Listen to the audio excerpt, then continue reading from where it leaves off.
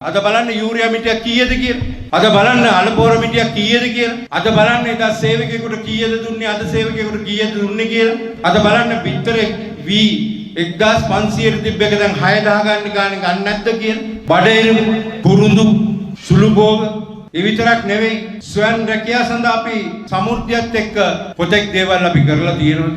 භාණ්ඩ දීලා තියෙනවා.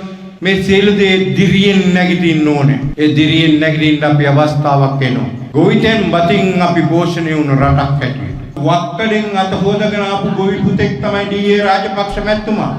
එතනින් පස්සේ මහින්ද රාජපක්ෂ මැතිතුමා ගොවියන් වෙනුවෙන් කරපු කාර්යභාරය හිතන්න බලන්න. ගොවි ආරක්ෂා කරන්න නිකම් පොහොර දුන්නේ නැද්ද?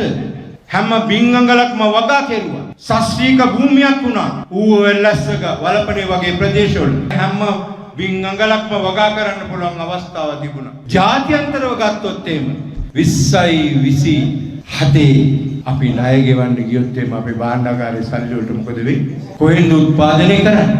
ආර්ථිකයේ කොතනද තියෙන්නේ? අද අර්ථාපල් කිලෝ එකක් හදන්න රුපියල් 10කට වැඩි යනවා. විකුණන්න තියෙන ගාණ කීයද කියලා අපි හිතන්න බලන්න. වතුකම්කරුවගේ වැටුප ගැන පොඩ්ඩක් කතා කරලා තියෙනවා.